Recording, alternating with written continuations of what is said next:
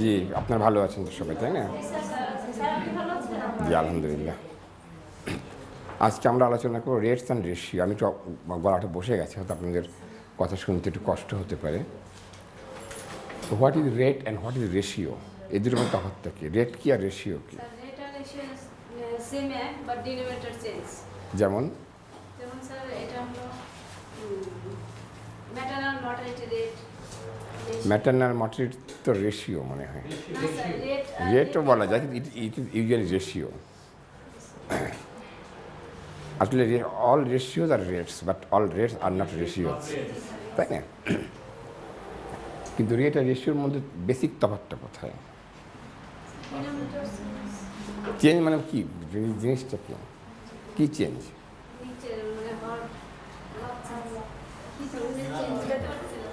হ্যাঁ, বুঝলাম। এখানে, তাই না, এখানে কি হবে আর এটা কি হবে? ধরলাম এখানে এক্স আছে, ঠিক আছে। লব আমি বলছিলাম, লাভ দিয়ে যেটা উপরে সে লব, আর যেটা হরকে নিচে নামে সেটা হচ্ছে হর, তাই না? আচ্ছা, এক্স হচ্ছে উপরে থাকলো, আর এখানে কি হবে? এটা কি? এটা কি রেট আর রেশিও? আর রেট হলে একটা পার্টিকুলার পয়েন্টের মধ্যে হবে, একটা অঙ্ক। This is ratio. অ্যান্ড এর সাথে যদি আমরা 100 বা করি, অথবা 1000 করি, 10,000 করি, 1,00,000 করি, তখন দিস ইজ রেট। এবং আরেকটা জিনিস হচ্ছে, যদি রেশিও হতে হয় তাহলে এটাকে, এই এক্সটা অবশ্যই এখানে থাকতে হবে, তাহলে এটা হবে রেট, রেশিও। যেমন আমরা যদি বলি যে এখানে এই ক্লাসে 10 জন ছেলে, 5 জন মেয়ে আছে, সাপোজ কথা বলছি, তাহলে আমরা এটাকে কম্পেয়ার করি, একই ধরনের মানুষ অথবা একটা পার্টিকুলার জিনিস, সেক্ষেত্রে আমরা বলতে পারি সেটা রেশিও। তা আমরা আজকে রেট এবং রেশিও নিয়ে কথা বলবো।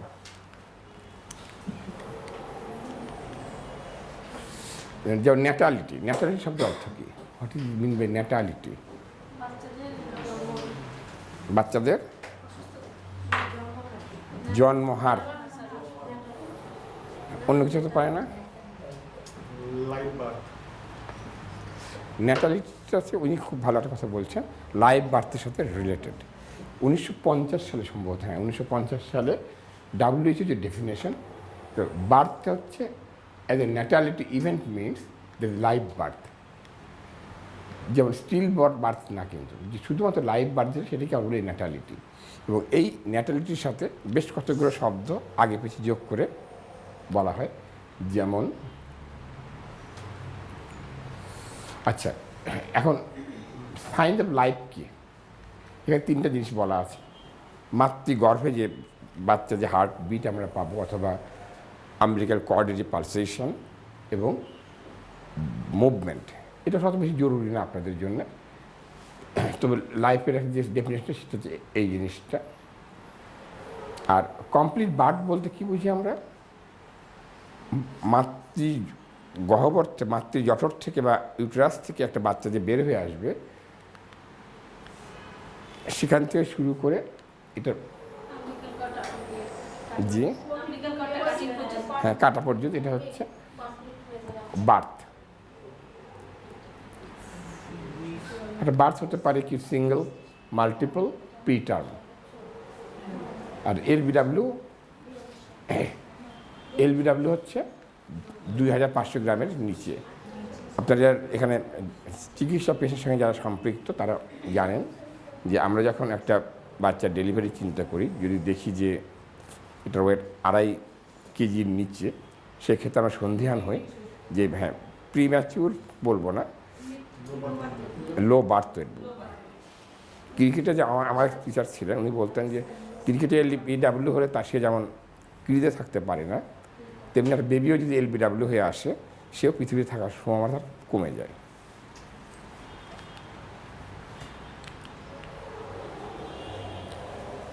What is crude birth rate? Crude birth rate বলতে আমরা কী বুঝতে পারি, আমাদের অনুমানটা কী?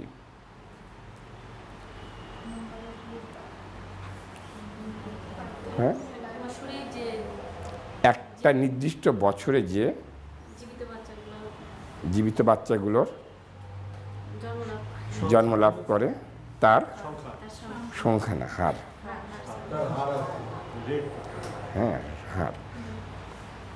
অর্থাৎ ধরলাম আমাদের দেশে বা একটা এরিয়াতে একটা বছরে 50 জন বাচ্চা জন্ম নিল, ওই এলাকাতে ধরলাম 1 লাখ পপুলেশন আছে।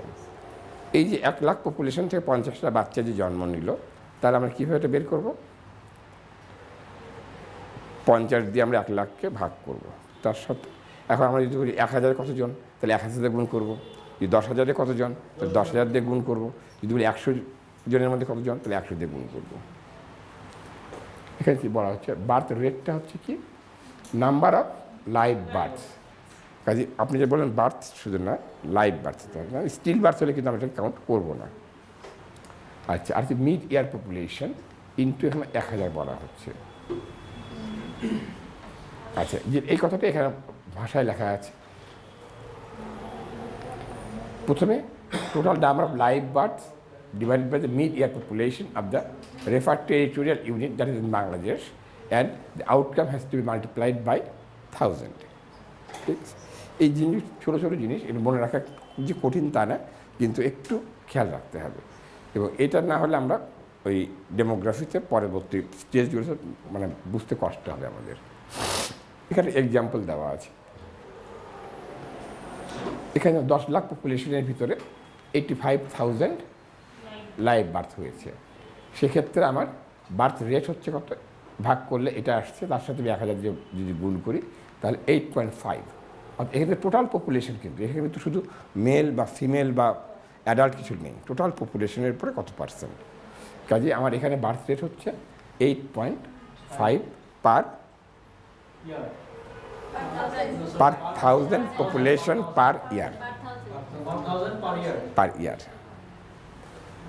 কারণ এখানে যে আমি 1 বছরটা বলছি, তাই না? এটা যেমন বলি, আমি 1 মাসের হিসাব যদি বলি, তাহলে পার 1000 পপুলেশন পার মান্থ। ঠিক আছে? আচ্ছা, pre term birth. Pre term মানে প্রি টার্ম, টার্ম মানে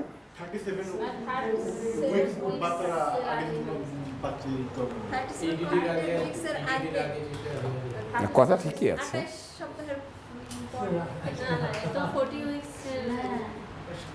আমাদের টার্ম বলতে কি বুঝি? টার্ম, হ্যাঁ। এখন যদি ফুল টার্ম বলতে কি বুঝি? 40 বা 40+ উইকস ছিল আমি বলি। আবার 42 উইকস পার হয়ে গেলে বলি এটাকে আমরা পোস্ট টার্ম বেবি। আর যদি এই 37 উইকসের আগে হয় তাহলে বলি আমরা প্রি টার্ম বেবি। এখন এটারও রেট হতে পারে। প্রি টার্ম বেবির কী রেট, ফুল টার্মের কী রেট, এবং পোস্ট টার্মের কী রেট, এখানেও ইয়ে বলা উচিত। সরি,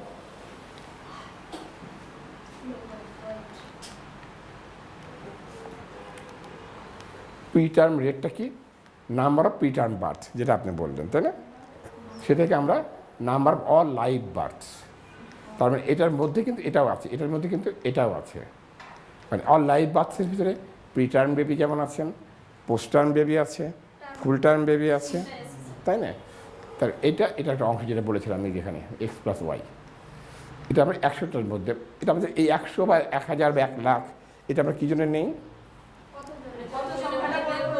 আমাদের মানে বোঝার কাছে। যেমন এখানে যেমন এই 0.0085 রাউন্ড ফিগার করা যায়, অথবা একটু আমাদের মানে কাজের সুবিধার্থে।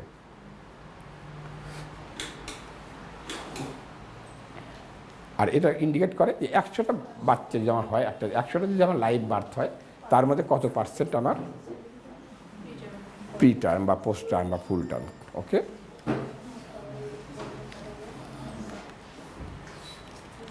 LBW যেটা আমি একটু আগে বললাম, এটাও তাই। যতগুলো সাবস্ট্যান্ডার্ড ওয়েটের বেবি আমার জন্মাচ্ছে, তার সাথে টোটাল লাইভ বার্থ যেগুলো হচ্ছে, সেটার যে রেশিও বা রেট, সেটা হচ্ছে আমার লো বার্থ ওয়েটের রেশিও। এখানে এক্সাম্পল দেওয়া হয়েছে, এটা হচ্ছে ধরলাম আমার লো বার্থ ওয়েটের বেবির সংখ্যা, এটা হচ্ছে আমার ওই বছরের টোটাল লাইভ বার্থের সংখ্যা, হ্যাঁ জীবিত জন্মের সংখ্যা। সেক্ষেত্রে এটা আমার আসলো, সেটাকে আমরা যে সুবিধার্থে 100 দিয়ে যদি গুণ করি এত পার্সেন্ট বলতে পারি, অথবা যদি এখানে 1000 করতাম তাহলে বলতাম 84/1000 লাইভ বার্থ।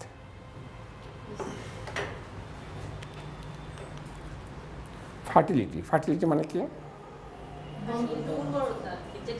উর্বরতা, হ্যাঁ হ্যাঁ, জন্ম দেওয়ার ক্ষমতা। এটা রিলেটেড টু মেল আর ফিমেল? আমরা ফার্টিলিটি করার সময় ফিমেল বলি, কিন্তু এটা কিন্তু মেল ফিমেল লিটারালি কিন্তু মেল ফিমেল দুজনেই ইনফার্টাইল। যেমন আমি যদি ইনফার্টাইল হই, আমি কোনো বাচ্চার বাবা হতে পারবো না, তাই না? এবং এই এজ হচ্ছে কত, ফিমেলদের রিপ্রোডাক্টিভ এজ কত? যে এখানে কন্ট্রোভার্সি আছে, কেউ বলেন 15 to 49, কেউ বলে 15 to 45, তো রেঞ্জটা এরকমই আর কি। আবার কেউ বলে 15 to 50। জি, ম্যানোপজার আগে, কিন্তু ম্যানোপজার আগেও প্রি ম্যানোপজাল একটা পিরিয়ড থাকে, ওই সময় কনসেপ্ট করার চান্স কম হয়ে যায়। আবার যেমন মেনার্কির পরেও কিছুদিন ইনওভুলেটরি মানে সাইকেল হয়, সেক্ষেত্রেও কিন্তু তারপরেও মানে ধরা হয় যে এটা হচ্ছে 15 to 49 হচ্ছে ইউজুয়াল এজ। এটাও যেহেতু আমাদের সংখ্যাটা অনেক কমে যায়, যে কারণে এখানে আমরা 1000 ওমেন নিয়ে চিন্তা করি। এটা কী কী ইউজ করে? জেনারেল ফার্টিলিটি রেট, এটা 3 ধরনের হতে পারে, general fertility rate, age specific fertility rate, total fertility rate. এটাতে আমরা কী বুঝি? General fertility rate, age specific fertility rate, total fertility rate. General fertility rate কী জিনিসটা কী? সার্বিকভাবে এই ডিফিনিশন এটা যেটা দেওয়া আছে, এটাই হচ্ছে জেনারেল ফার্টিলিটি রেট, অর্থাৎ প্রতি 1000 ওমেনের কতগুলো বাচ্চার জন্ম দিচ্ছেন, সরি জীবিত বাচ্চাদের। হ্যাঁ, এটা খুব, হ্যাঁ 15 থেকে 49 বয়স। আচ্ছা, আর এজ স্পেসিফিক ফার্টিলিটি রেট মানে? সেটা যদি 15 থেকে 30 বা 36 এরকম এজ স্পেসিফিক করা হয়, তখন ওই এজ স্পেসিফিক আসবে। হ্যাঁ, লাইফ বার্থে কতটা যে উনি খুবই ভালো কথা বলেছেন।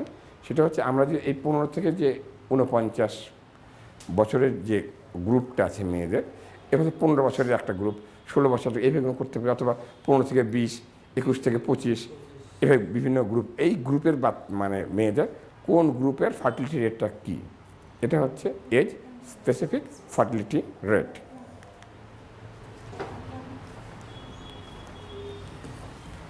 এই কথাটা বলা আছে, number of birth to women of a particular age, a year আর এজ গ্রুপ, যেটা আমি বললাম 15 একটা গ্রুপ হতে পারে, 16 একটা গ্রুপ হতে পারে, সেটা একটা গ্রুপ।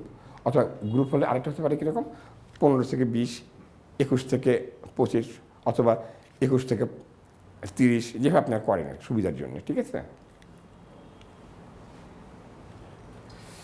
এবং এই আমরা লিখব এজ স্পেসিফিক ফার্টিলিটি রেট, এখানে আমার ব্র্যাকের এজটা লিখে দিতে হবে। আবার এই যে এখানে আমি এটা গ্রুপ করেছি আমরা, নাম্বার অফ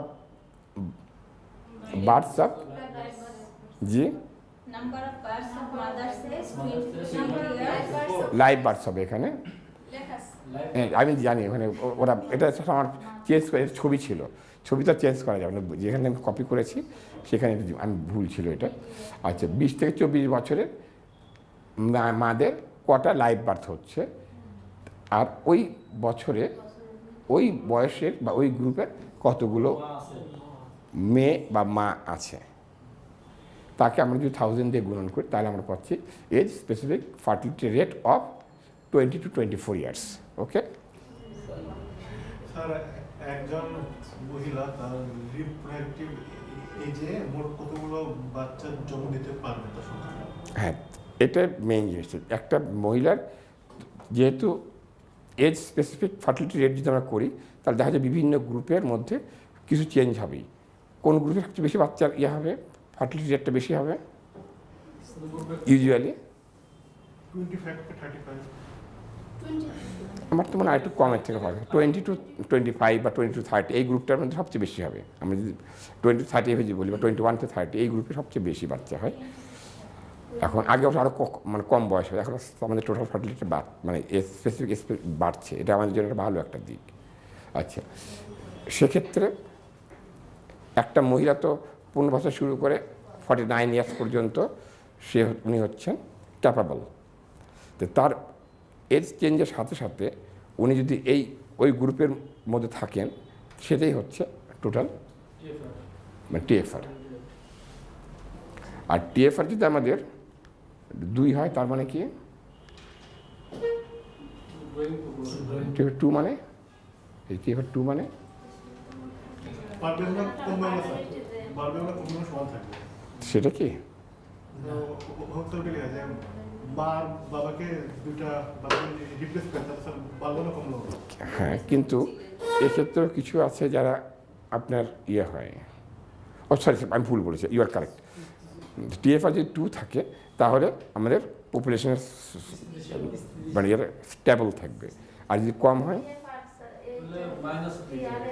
তাহলে আমাদের গ্রোথের পপুলেশনের বৃদ্ধির হারটা কমতে থাকবে, আর 2+ হলে বাড়তে থাকবে। গুড। হ্যাঁ, সেটা তো বটেই।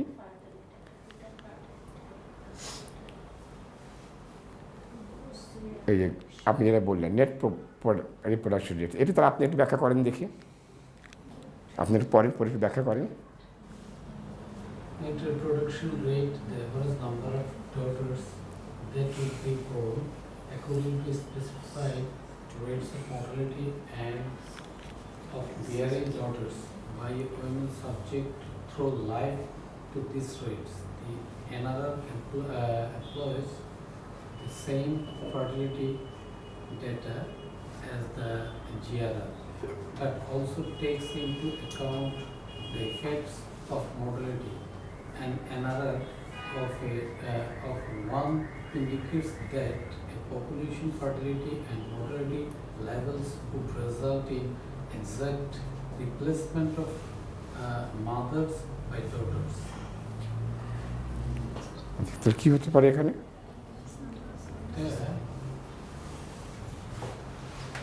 এটা আসলে আমি যেটা বুঝছি আর কি, যে রিপ্রোডাক্টিভ রেটস আসলে এইটা যেটা ইয়ে করে যে মা প্রতি যে মেয়ে সন্তান জন্মদানের যে হারটা, সেটাই মেইনলি এনআরআর। সে জন্ম দিতে হবে, যদি সে মা যদি প্রত্যেকটা মা যদি একটা করে কন্যা সন্তান জন্ম দেয়, সেই ক্ষেত্রে আমার যেটা মনে হয়েছে যে তাহলে জনসংখ্যার গ্রোথ রেটটা স্থিতিশীল থাকবে। হ্যাঁ, কিছুটা এ ধরনেরই চিন্তা, মানে জিনিসটা এরকম। এটার জন্যে যদিও আমরা হাইপোথেটিক্যাল একটা সিচুয়েশনের কথা চিন্তা করতে পারি। ধরলাম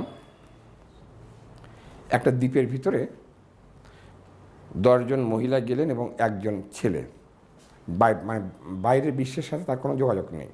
তাহলে কী হতো, এবং প্রত্যেকটা মেয়ের সঙ্গে যদি ছেলেটা সম্পর্ক থাকে, শারীরিক সম্পর্ক, সেক্ষেত্রে দেখা যেতে পারে যে 1 বছর পর পর 10টা করে বাচ্চা হচ্ছে।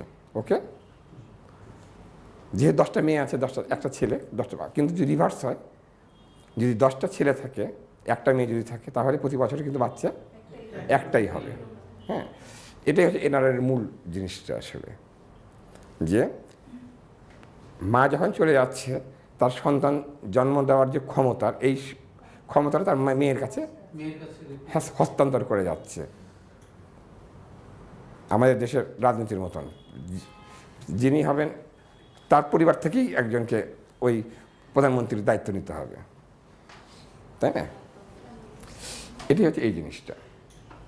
তারপরে এনআরআর 1 মানে আমার একটা মা ছিল, সে আরেকটা মেয়ে রেখে গেল। সেক্ষেত্রে এই মার যখন জন্ম দেওয়ার ক্ষমতা থাকবে না, সেই ক্ষমতাটা টেক ওভার করবে তার মেয়ে, এবং তার ফলে ওই পপুলেশনটাও স্ট্যাটিক থাকবে। মর্টালিটি কি? মৃত্যুর হার। এটা আমরা বিভিন্নভাবে বলতে পারি, তাই না? একটা হতে পারে on an average mortality rate কত, অথবা ম্যাটার্নাল মর্টালিটি কত, অথবা ইনফ্যান্ট মর্টালিটি কত, এজ স্পেসিফিক করে দিতে পারি, অথবা সেক্স স্পেসিফিক হতে পারে। যেমন ম্যাটার্নালটা আমরা বলছি এটা সেক্সের সাথে রিলেটেড, তাই না? আচ্ছা, তাহলে মর্টালিটি হচ্ছে relationship of death cases to the whole population. আগে যেটা আমি বললাম যে আমাদের বার্থ রেট কত, মর্টালিটিটা একই জিনিস, শুধু রিভার্স। ওখানে আমরা বলেছিলাম লাইভ বার্থ, আর এখানে আমরা কী বলবো? কী যেন বলতে চাচ্ছিলেন আপনি, বলেন? নাম্বার অফ মানে জীবিত বাচ্চা এখানে মৃত বাচ্চা। মৃত বাচ্চা, বাচ্চা নেই, মর্টালিটি তো অ্যাজ এ হোল সবাই। আমাদের এই ডেমোগ্রাফিতে বা পাবলিক হেলথ আমরা যারা কাজ করছি, আমাদের কাছে মৃত বাচ্চার কোনো দাম নেই। সেটা আমরা চিন্তা করবো, we are always concerned with the live birth and whole population, যারা জীবিত আছে। যে লোকটা আজকে মারা গেছে তাকে নিয়ে আমাদের কোনো হেডেক নেই, ওকে? বা যে বাচ্চাটা মরা বাচ্চা হয়েছে তাকে নিয়েও আমাদের কোনো দুশ্চিন্তা নেই। কিন্তু আমার দুশ্চিন্তা হচ্ছে ওর মাটাকে নিয়ে, কেন তার মৃত বাচ্চা হচ্ছে, ঠিক আছে? আর পাবলিক হেলথে আমরা যারা এখানে কাজ করব, বা আপনারা যারা কাজ করবেন, বা এখন আমাদের আগে যারা কাজ করবেন, তাদের মেইন উদ্দেশ্যটাই হচ্ছে অ্যাজ এ হোল পপুলেশন নিয়ে আমরা কাজ করব, ঠিক আছে? আচ্ছা, তাহলে আমরা কী বললাম? এটা হচ্ছে মৃত লোকের সংখ্যা টোটাল পপুলেশনের সাথে যে হার, সেটাই হচ্ছে। এখানে দেখেন মর্টালিটি রেটটা হচ্ছে কি নাম্বার অফ ডেথ কেসেস বা ডেথস। এখানে এস লিখে, এটা এস লিখে দিলেও চলতো। মিড ইয়ার পপুলেশন, অর্থাৎ ওই বছরের মিড ইয়ারে কতগুলো পপুলেশন ছিল। এই যেহেতু রেটটা কম হয়, এই জন্য আমরা এটাকে 1000 দিয়ে পূরণ করে আমরা ডেসক্রাইব করি। আচ্ছা, এটা আমি যেটা বললাম দুই ধরনের হতে পারে। এটা জেনারেল মর্টালিটি রেট অথবা ডেথ রেট, আর এটা স্পেসিফিক মর্টালিটি রেট।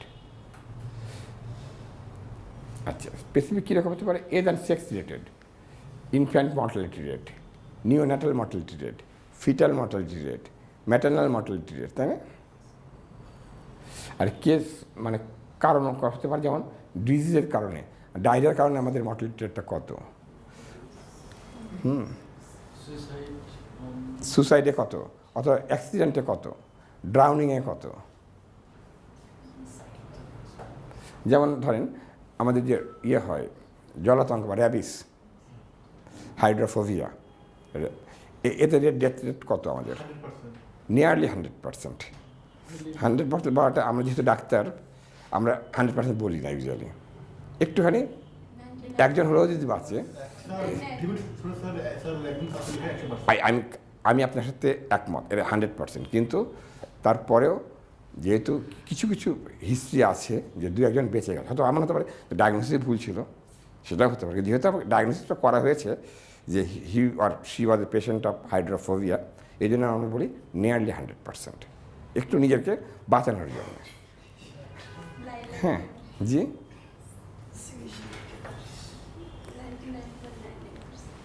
আচ্ছা, এটা গেল।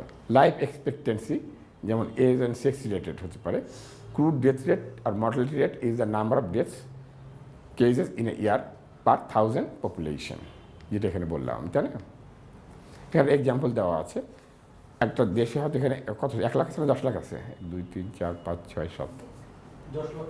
আচ্ছা, এই পরিমাণ লোকের জন্য এতগুলো লোক মারা গেছে একটা বছরে। 1 কোটি, আর যাই হোক 100 লাখ। আচ্ছা, তাহলে আমার এখান থেকে কত কম আসতেছে, তাই না? 0 মানে পয়েন্টের আগে 3-4টা সংখ্যা। এই জন্য আমরা এটাকে 1000 গুণ করলাম, যাতে করে আমাদের বলতে সুবিধা হয়। কারণ এটাকে বলা আমাদের হয়তো কঠিন না, কিন্তু এক্সপ্রেস করার জন্য কঠিন। সেক্ষেত্রে আমি বলি যে 13.5 ডেথস পার 1000 পপুলেশন পার ইয়ার। তখন আমরা ওখান থেকে ক্যালকুলেট করে বের করতে পারবো যে আসলে আমাদের কতগুলো আছে।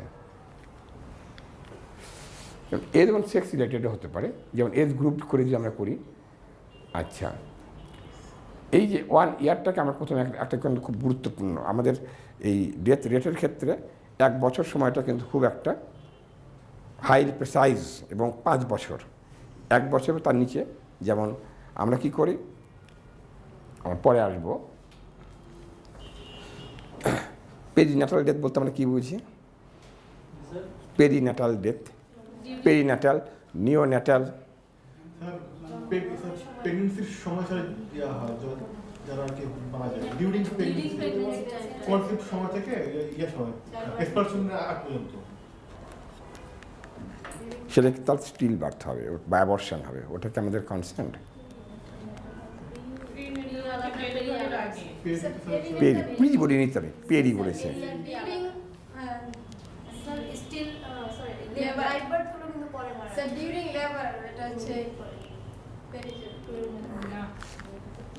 উইদিন 7 days মনে হয় সম্ভবত, মানে লাইভ বার্থে 7 days মধ্যে সম্ভবত।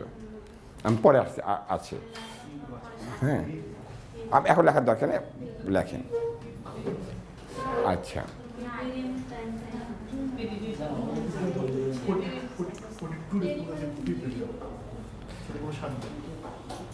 এগুলো আপনার দরকার নেই। এটা সরি, এটা হচ্ছে একটা বয়সের জন্য মর্টালিটি রেট বের করেছে, একটা মেল একটা ফিমেলের জন্য, এটা ফিমেলদের জন্য, এটা মেলদের জন্য। কিন্তু লেখাশোনা ভুল করেছে, এখানে যেমন মেল লিখলেও এখানে আবার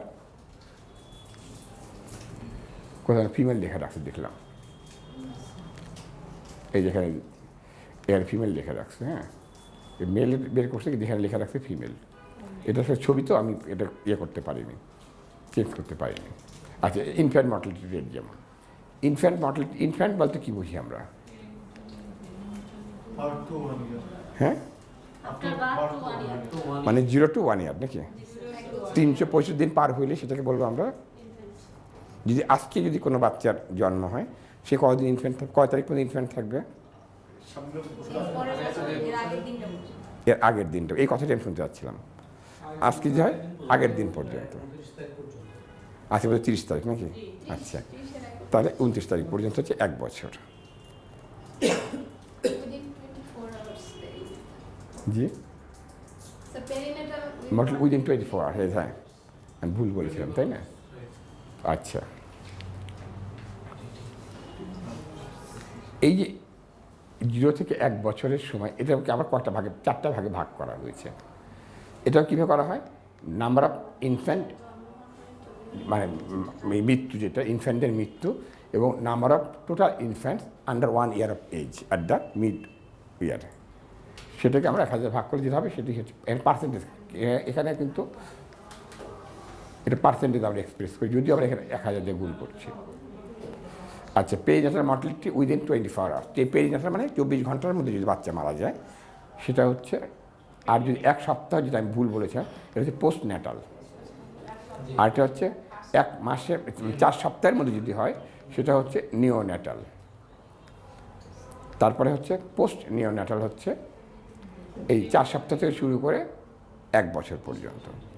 এই 4 সপ্তাহ সময়টা কিন্তু আমাদের জন্য খুব ক্রুশিয়াল একটা সময়, কারণ এখান থেকে আমরা এই নিওন্যাটাল পিরিয়ডটা শেষ হয়ে যায়, প্লাস আমাদের ইপিআই কার্যক্রম শুরু হয়। যদিও এখন এটা বলি না আমরা, কারণ আমরা তো বিসিজি টিকা কখন দেওয়া হয়?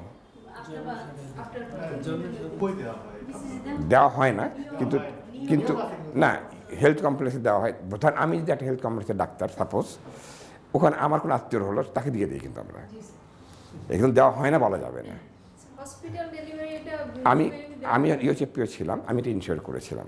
আমি যখন সিভিল সার্জন ছিলাম তখনই আমি ইনশিওর করেছিলাম। আমার যে আন্ডার যে উপজেলা হেলথ কমপ্লেক্সেস এবং ডিস্ট্রিক্ট সদর হাসপাতাল ছিল, সেখানে দিয়ে করতো কি, ওই ইপিআই যখন ওই যে বিভিন্ন সাব সেন্টার থেকে ভায়ারগুলো ফেরত আসতো, ওটা নিয়ে সে বিকেলে গিয়ে দিয়ে চলে আসতো, যে জিজ্ঞেস করতো কোন বাচ্চাটা হয়েছে। তারপর কিছু মিস হতো, কারণ হয়তো সকালে বাচ্চা হয়েছে, বিকেল থাকতো না, নর্মাল ডেলিভারি হতে চলে যেত।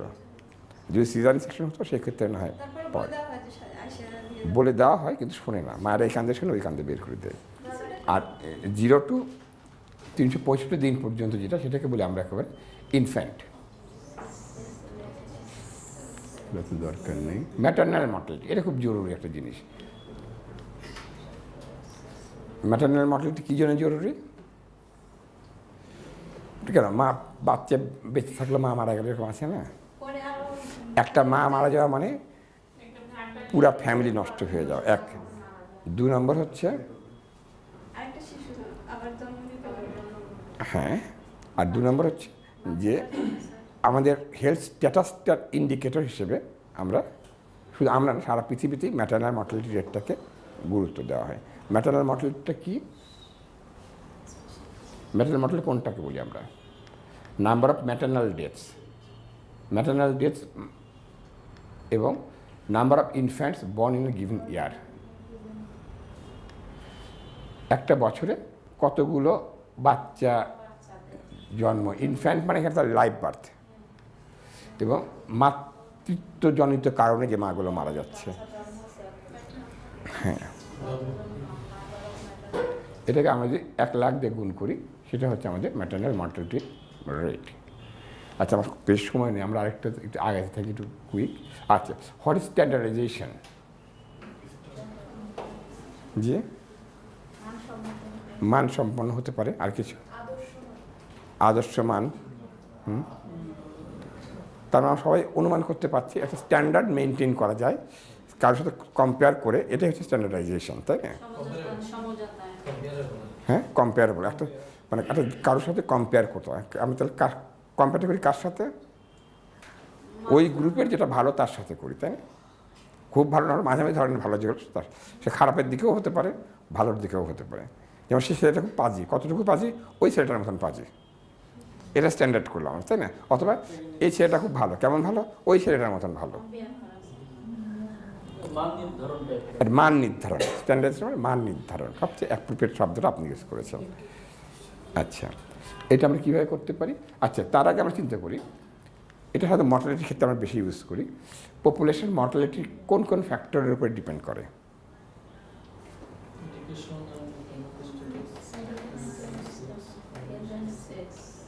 এখানে অনেকগুলো কথা লেখা আছে, যেমন হ্যাঁ, মাল্টি ফ্যাক্টর এখানে কাজ করে, যেমন এজের উপরে কাজ করে, সেক্সের উপরে কাজ করে, অকুপেশনের উপরে কাজ করে। যেমন ধরেন, আমি যদি গাড়ির ড্রাইভার হই, তাহলে আমার মৃত্যু হার কিন্তু যারা ঘরে বসে কাজ করেন তার তুলনায় একটু বেশি হবে, তাই না? জি হ্যাঁ, অথবা যারা বড় বাজারে কাজ করে তাদের বন্য প্রাণীর আক্রমণে মৃত্যুর হারটা বেশি হতে পারে।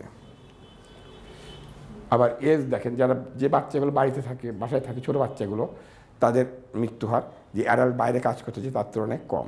আবার ড্রাউনিংয়ের ক্ষেত্রে দেখা যায় রিভার্স, যে বাচ্চাগুলো ছোট তারা পানিতে পড়ে মারা যাচ্ছে, বড়রা কম মারা যাচ্ছে। এডুকেশন এবং ইকোনমিক স্ট্যাটাস, ইকোনমিক স্ট্যাটাসটা খুব একটা বড় একটা ফ্যাক্টর। যে ধনী তার সে মারা যাবে একভাবে, যেমন হয়তো সে অবেজ হয়ে খুব মোটা সোটা হয়ে একেবারে ব্লাড প্রেশার বেড়ে ডায়াবেটিস হয়ে সে মারা যাবে, তাই না? কাজে মর্টালিটি ফ্যাক্টর অনেকগুলো ফ্যাক্টরের উপর ডিপেন্ড করে। আবার অকুপেশনও অনেক ক্ষেত্রে নির্ভর। যেমন ধরেন, আমার হয়তো বিরাট বড় একটা তাল গাছ আছে বা নারিকেল গাছ আছে, আমি তো উঠে পারবো না, যেহেতু আমি মোটামুটি সলভেন্ট। আমি করলে আবার কামলাকে পাঠাইলাম, পড়ে সেই মারা গেল গাছ থেকে পড়ে, হতেই পারে। অকুপেশনটাও বড় একটা ফ্যাক্টর, অথচ সে মালিকও না, কিছুই না। Family status, place of residence, যদি সমুদ্রের ধারে আমার আপনার বাড়ি হয় তাহলে জলোচ্ছ্বাসে মরার সম্ভাবনা বেশি। অথবা এই যে সাইক্লোন, পার্বত্য চট্টগ্রামের ওই যে পাহাড় ধস, বিভিন্ন রোগ। যেমন আমি এখন ইয়েতে ছিলাম, নেত্রকোনার মানে একদম সুসং দুর্গাপুর, একদম সীমান্তের পাশে যে উপজেলা, ওখানে সুসং দুর্গাপুর, ওটা মানে ফার্স্ট লাইন। ওখানে জ্বরের রুগী আসলে আমরা আগে করতাম কি, ব্লাডটা ড্র করে তাকে আমরা অ্যান্টিম্যালেরিয়াল দিতাম আগে, তারপরে অন্য পরীক্ষা করাইতাম। কারণ এটা অনেক বছর, তখন তো এত বেশি ইয়ে ছিল না, এখন কমে আসছে আল্লাহর রহমতে। কারণ আমাদের স্যাররা বলতেন যে ওই ম্যালেরিয়ার যে বাহক কে, অ্যাডিস মশা, মশা না মশকি, মশার দোষ দেবেন কেন আপনি? হ্যাঁ,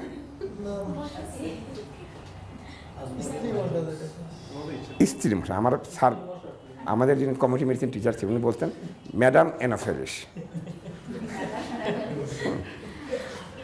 সুন্দর ল্যাঙ্গুয়েজ, জি সুন্দর ল্যাঙ্গুয়েজ। হ্যাঁ উনি সম্মান দিয়ে বলতেন যে ম্যাডাম এনাফেলিসটা হচ্ছে responsible for malaria, specially for malaria. Honourable হ্যাঁ আর নামটা যদি ইংলিশ নাম শুনতেও ভালো লাগে। আচ্ছা 2-3 মিনিট আছে, যাই হোক আমার কথা প্রায় শেষ।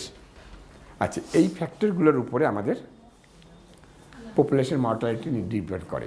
কাজে আমরা যখন স্ট্যান্ডার্ডাইজেশন করতে যাব তখন এই সমস্ত কিছুকে আমাদেরকে চিন্তা করতে হবে, এবং এই সমস্ত কিছু আমরা চিন্তা করব তখন আমাদের কি হবে, যে ভ্যারিয়েবলগুলো আমরা চিন্তা যদি করি তাহলে আমরা কি বলবো এটাকে, কী ধরনের ভ্যারিয়েবল এখানে আসতে পারে, অনেকগুলো ভ্যারিয়েবল। ধরলাম এডুকেশনের সাথে এজের সম্পর্ক থাকতে পারে, সেক্সের সম্পর্ক থাকতে পারে। যখন একটা পয়েন্টে অনেকগুলো ভ্যারিয়েবল কাজ করে তখন সেটাকে আমরা কী বলি, কী ধরনের ভ্যারিয়েবল বলি?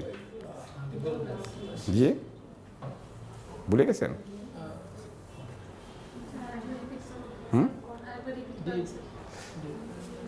এই যে মর্টালিটি যে ফ্যাক্টরটা, এটার এতগুলো ভ্যারিয়েবল কাজ করছে, এটা আমি অল্প করে তুলেছি, আরও অনেক আছে তাই না?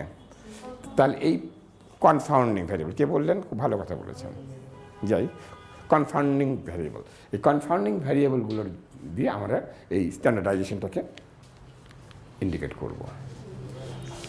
আচ্ছা এখানে দেখেন আমরা একটা মৃত্যুর হয়তো একটা চার্ট নেওয়া হয়েছে, দেখা যাচ্ছে ওই পপুলেশনে যারা ম্যারিড পার্সন তাদের মৃত্যুর হারটা উইডোড বা সেপারেটেড বা নেভার ম্যারিডের তুলনায় বেশি। তাহলে আমরা কি বলবো?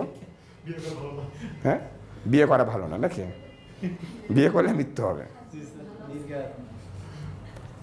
না। আগে যখন আমরা ছোটোবেলায় শুনতাম যে মা হওয়া মানে নতুন করে জন্ম নেওয়া, জন্ম দেওয়া তো না, জন্ম নেওয়া, তার মানে তখন ধরেই নেওয়া হতো যে মা যে যাবে আতুর ঘরে সে হাত আর ফিরে আসবে না। আপনারা ওরা ওই অবস্থা দেখানো নেই, শোনেনও নেই, কিন্তু আমরা দেখিনি কিন্তু শুনেছি। জি স্যার গল্প আচ্ছা। অনেক ভালো মন্দ খাওয়াই সবাই কি আর নেই, বাসের সিট পাওয়া যায়।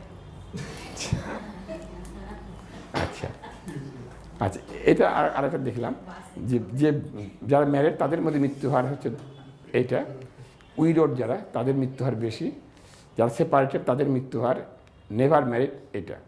তাহলে কি হলো, ধরেন একটা ডিস্ট্রিক্টে আমরা গেলাম যখন, আগের পিকচারটা দেখলাম, ঠিক আছে, আর পরের পিকচারটা আমরা দেখছি আরেকটা পাশের আরেকটা ডিস্ট্রিক্টে, তখন আমরা কী বলবো, ওই ডিস্ট্রিক্টের এখানে দেখেন বিয়ে করলে কিন্তু ভালো, তার কিন্তু মৃত্যু হার কম, আর আগেরটাতে ছিল অনেক বেশি ছিল। তাহলে এখন কী হবে, তাহলে আপনাদের ইয়ে কী আসবে, হ্যাঁ আপনাদের সিদ্ধান্ত কী আসবে? দুটো ভালো, কিন্তু এর পিছনে নিশ্চয়ই ফ্যাক্টর আছে। কী কী ফ্যাক্টর যেন এরকম হতে পারে? হ্যাঁ এন্ডেমিক কোনো রোগ হতে পারে, গুড। অথবা হয়তো দেখা গেল ওখানে এজিং পার্সেন্ট বেশি, যে কারণে স্বাভাবিক মৃত্যু হয়েছে, কিন্তু যেহেতু আর বিবাহিত অবস্থায় ছিলেন কাজে এখানে দেখা যাচ্ছে, তাই না? কাজে আমাদের একটা স্ট্যান্ডার্ড মেনটেন করতে হবে। এই জন্যই বললাম স্ট্যান্ডার্ডাইজেশনটা এই জন্যই দরকার। আচ্ছা তাহলে একটা হচ্ছে টেকনিক আর সেট আপ টেকনিক, যেটা রিমুভ করে as far as possible effects. Effects কিসের ইফেক্টস? ডিফারেন্স ইন এজ, যেটা আমি বললাম এজিং প্রসেসের জন্য হতে পারে। হ্যাঁ কনফাউন্ডিং, এই আদার কনফাউন্ডিং ভ্যারিয়েবলস। এটাও দু ধরনের হতে পারে, একটা ডাইরেক্ট মেথড, একটা ইনডাইরেক্ট মেথড। যেমন ধরেন ডাইরেক্ট মেথডটা কীরকম হতে পারে? জি direct indirect both, indirect indirect এটা আরেকটা ভাগ হবে। তো এখানে লিখছে যে direct indirect both, direct indirect, ঠিক আছে, তিনটা হবে না স্যার? আসলে দুটোই বলি, ডাইরেক্ট আর ইনডাইরেক্ট মেথড। এবং এটা বলছে যে কীভাবে ক্যালকুলেট করে সেটা বলি। বোথ ডিরেক্ট আর indirect methods involve the calculation numbers of expected events, or যেমন example death, which are compare to the number of observe events. আমরা যেটা পেয়েছি এবং তার সাথে ওই এলাকার যে অ্যাকচুয়াল যে ডেথ রেট তার যে কম্পেয়ার আমরা করবো, এটাই হচ্ছে আমাদের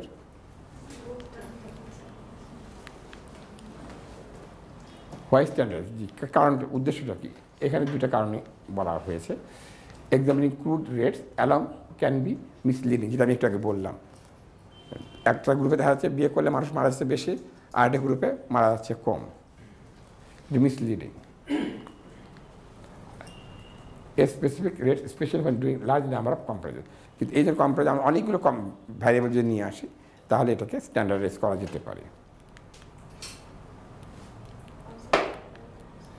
এর এক্সাম্পল দেওয়া আছে, যেমন ধরেন 1995 সালে এবার লাইফ এক্সপেক্টেন্সি বার্থ মেক্সিকোতে কত ছিল, সুইডেনে কত ছিল, এগুলো সবগুলো আমরা করলাম। তো which country would you expect to have higher mortality? এখানে ইনফ্যান্ট মর্টালিটি এটা এখানে দেখা যাচ্ছে যে 1000 জনের মধ্যে 4.72, আর এখানে 1000-এর মধ্যে 16.61। স্বাভাবিকভাবে আমরা বলি যে এইটার হচ্ছে বেশি, তাই না?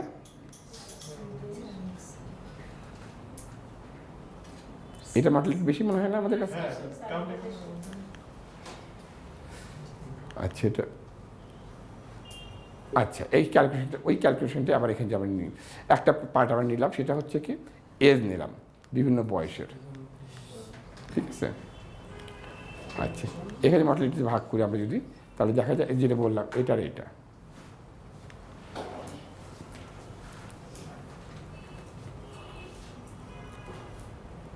তাহলে যদি আমাদের কাছে মনে হচ্ছে যে পপুলেশন বেশি হতে, এখানে দেখেন আমার এতগুলো মৃত্যু হচ্ছে, কিন্তু পপুলেশন বেশি হওয়ার জন্য পার্সেন্টেজটা বেশি মনে হচ্ছে।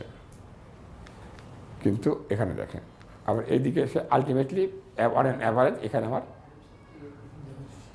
বাড়তেছে। এটা হচ্ছে 4.1 এখানে, আর এখানে দেখেন ইনফ্যান্ট যেটা 0 to 29 ইয়ার্সে সুইডেনের মৃত্যুহার কিন্তু কম, কিন্তু অন অ্যান অ্যাভারেজ দেখেন এখানে কী অবস্থা আর এইখানে কী অবস্থা। তাই আমরা হঠাৎ করে দেখলে কিছু, এই জন্য আমাদের স্ট্যান্ডার্ডাইজেশনটা দরকার বেশি। অ্যাডভান্টেজটা কী? হোয়াট ইজ অ্যাডভান্টেজেস আর disadvantage of standardisation? Summarises stratum specific rate, মানে যে ধাপগুলো আমরা করলাম সেই রেট অনুযায়ী আমরা ফলাফলটা পাচ্ছি।